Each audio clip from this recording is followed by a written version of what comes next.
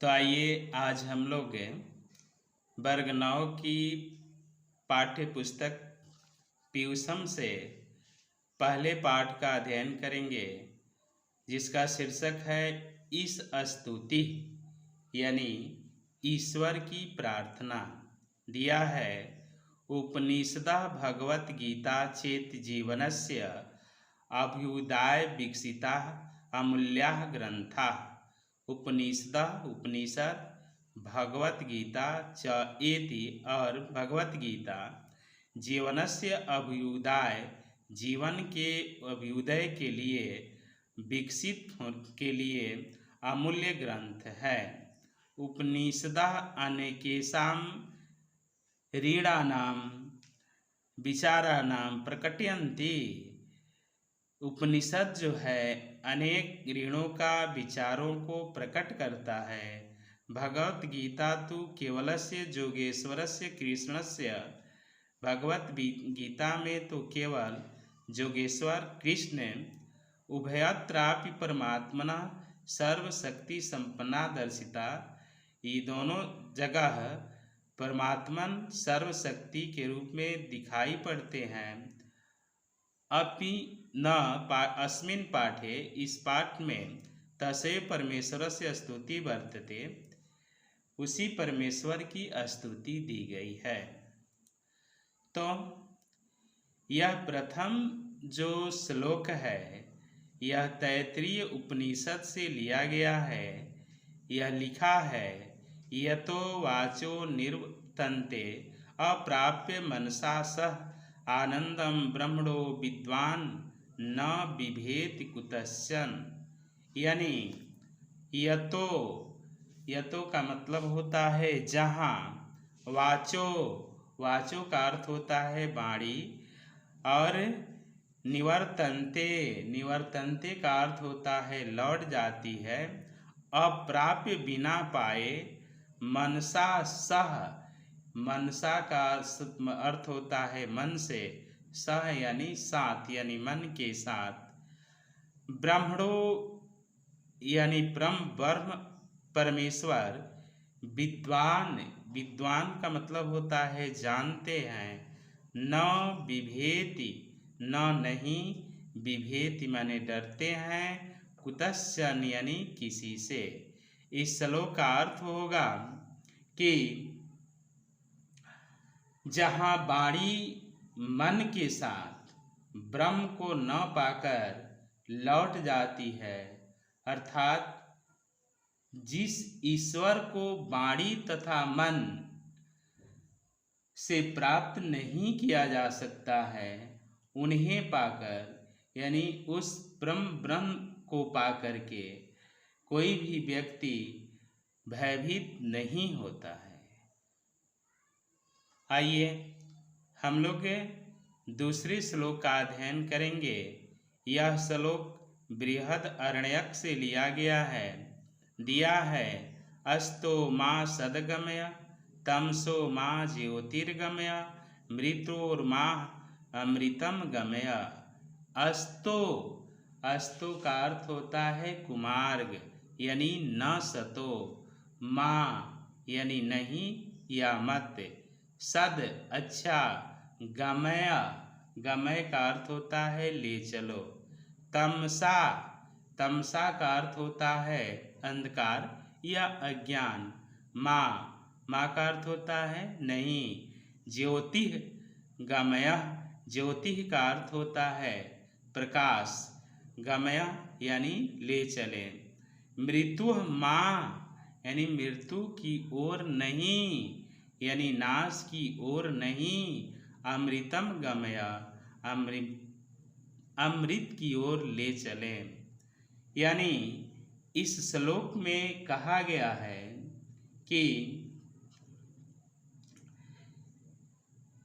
हे परमेश्वर, हमें अच्छे मार्ग पर ले चलें, कुमार्ग पर नहीं।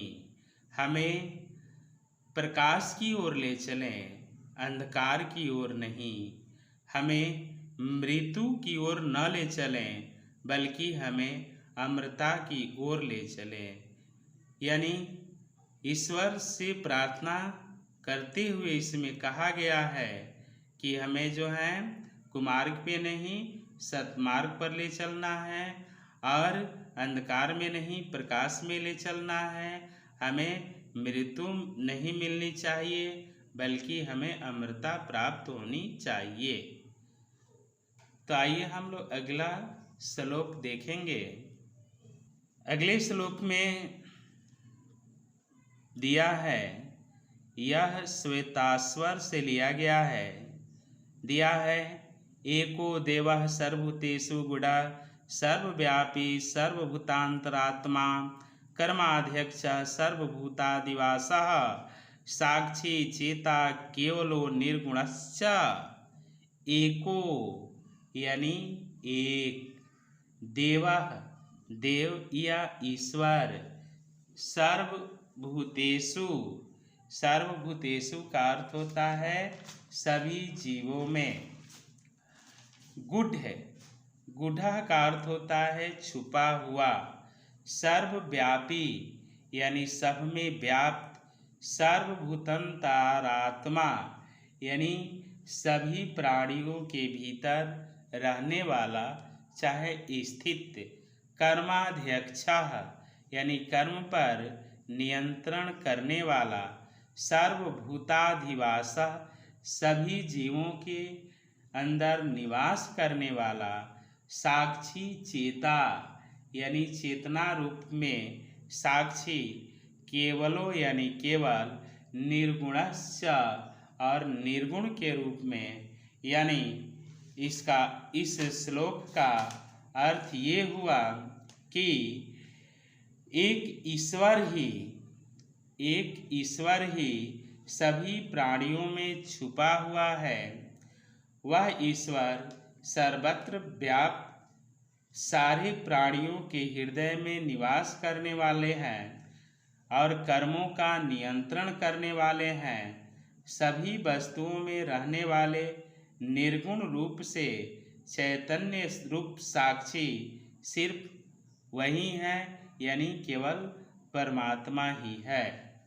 अब आइए हम लोग अगले श्लोक का अध्ययन करेंगे। दिया है तौमादिदेवः पुरुषः पुराणः तौमस्य विश्वस्य परम निदानम् वेतासि वेद्यं च परम च धामं त्वया ततं विश्वमनंत रूपम। दिया है यह श्लोक जो है गीता से लिया गया है। इसमें दिया है तम आदिदेव यानी तम का मतलब तुम, आदिदेव माने प्रथम पुरुष, आदिदेव, अस्य तमस्य यानी अस्य इसका, विश्वस्य यानी विश्व का, परम परम माने श्रेष्ठ, निधानम यानी धन या संपत्ति, वेतासि वेतासि का अर्थ होता है जानने वाला, वेद्यम यानी जानने योग्य, च और परम च धाम यानी मोक्ष प्राप्ति के साधन, तवया यानी उन आपके द्वारा चाहे उनके द्वारा, विश्वम अनंत रूपम यानी अनंत रूपम का अर्थ होता है इनके रूप का कोई अंत नहीं है। इस तरह से इस श्लोक का अर्थ ये हुआ कि हे अनंत रूप भगवान, तुम आदिदेव यानी तुम आदिदेव एवं पुरातन पुरुष हो। तुम इस संसार के जीवों में सर्वश्रेष्ठ आश्रयदाता हो। आगे कह रहा है कि वेतासि वेदम च परम च धामम यानी तुम सर्वज्ञ हो, तुम सब जगह हो, तुम ही सब कुछ जानने वाले तथा श्रेष्ठ धाम हो। तवया ततम विश्वमन अनंत रूपम यानी तुम्हारे द्वारा ही यह संसार रचा गया है, तुम अनंत हो। अब हम लोग अगले श्लोक का अध्ययन करेंगे। इसमें दिया है नमः पृष्ठात् पृष्ठत अस्ते नमो अस्तु ते सर्वत्र एव सर्व अनंत विरजामित विक्रमस्त्वं सर्व समाप्नोषि ततोषि सर्वा।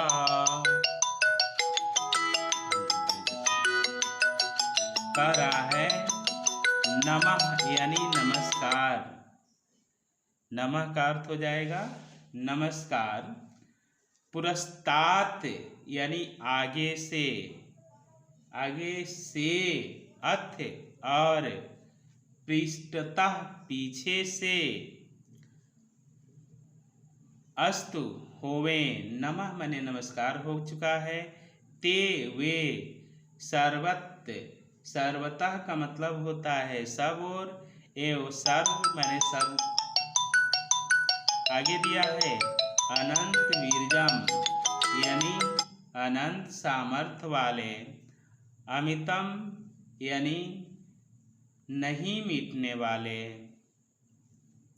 सर्व समाप्नोषि ततो असि सर्वा, सर्व यानी सब कुछ समाप्त करने वाले, समाप्नोषि यानी सब में, समाप्नोषि सब में व्याप्त रहने वाले, ततः असि असि मने है, सर्व मने सर्वरूप। तो इस श्लोक का अर्थ हुआ कि हे अनंत सामर्थ्य वाले, आपके लिए आगे से यानी यहाँ दिया है कि नमः पृष्ठात् पृष्ठ अस्ते यानी आगे से और पीछे से भी नमस्कार है। हे सर्वात्मन, आपके लिए सब ओर से नमस्कार है, क्योंकि अनंत पराक्रमशाली आप समस्त संसार में व्याप्त हैं।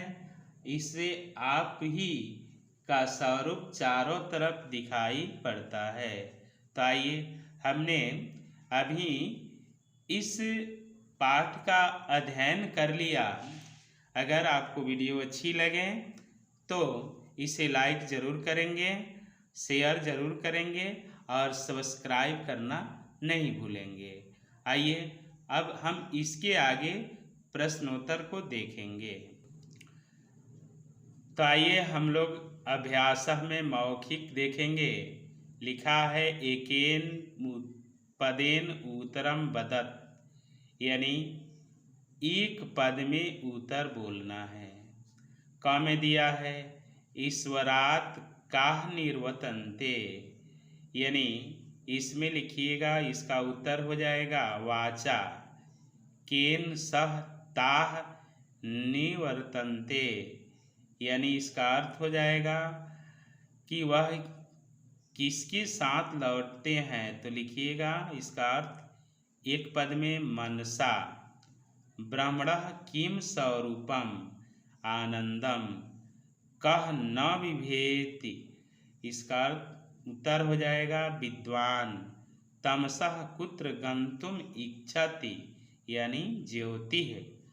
आगे दिया है एतानि पदानि एक पदेन मौखिक रूपेण पुर्यत, यानी इन पदों को मौखिक रूप से एक पद में लिखना है।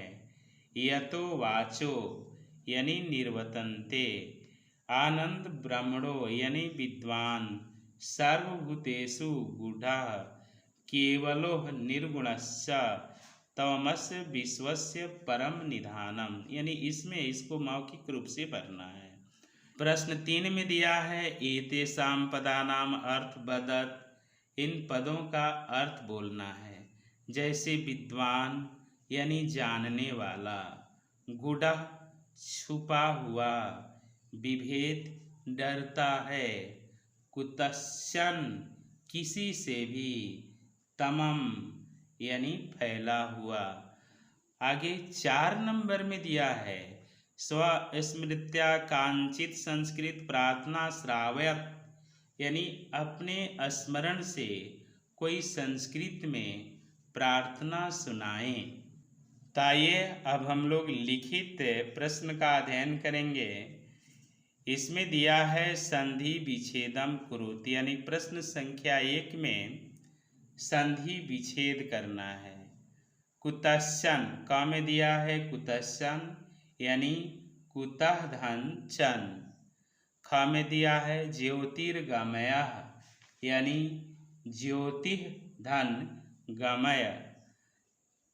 ग में दिया है वेतासि यानी वेता धन असि। नमो अस्तु यानी नमः धन अस्तु। ततो असि यानी ततः धन असि। प्रश्न संख्या 2 में दिया है प्रकृत प्रत्यय विच्छेदम कुरु। प्रकृत प्रत्यय का अलग कर देना है। अब जैसे है अप्राप्य यानी अ जोड़ प्र जोड़ आप जोड़ लयप। उसी तरह से विद्वान में विद जोड़ सत्री। उसी तरह से गुढ़ में गुह जोड़ अक्त। इसके बाद ततम में यानी तन जोड़ अक्त। इसके बाद विद्यम में विद धन व्यक्त। अब आइए क्वेश्चन नंबर अब हम 3 देखेंगे। क्वेश्चन नंबर 3 में दिया है समास विग्रहम कुरुत यानी समास का विग्रह करना है। पहला दिया है क में सर्वभूतेषु यानी सर्वाणि भूतानि तेषु। यह समास कर्मधारय है। दूसरा में दिया है कर्माध्यक्षः यानी कर्माणाम अध्यक्षः। यह षष्ठी तत्पुरुष है। अगला है अनंत रूपः यानी अनंतानि रूपाणि जस्य सः यानी यह बहुव्रीहि समास है। अगला दिया है सर्वभूतादिवासः यानी सर्वभूतानाम अधिवासः। यह षष्ठी तत्पुरुष है। अमित विक्रमः अमितानि विक्रमेण युक्तानि जैन यानी कर्मधारय तत्पुरुष कर्मधारय समास है। अब आइए हम लोग क्वेश्चन नंबर 4 में देखेंगे रिक्त स्थानानि पूरयत। इसमें हो जाएगा अस्तो। ख में हो जाएगा ज्योतिः। ग में दिया है नमः के बाद पुरुषतात भर देंगे। वेतासि वेद्यम च परम च धामम। अब कह रहा है 5 नंबर में अधोनिष्ठानाम पदानाम स्ववाक्यासु प्रयोगम कुरुत। इस वाक्य शब्द को अपने वाक्य में प्रयोग करना है। विभेद यानी डरता है। सह चौरात विभेद।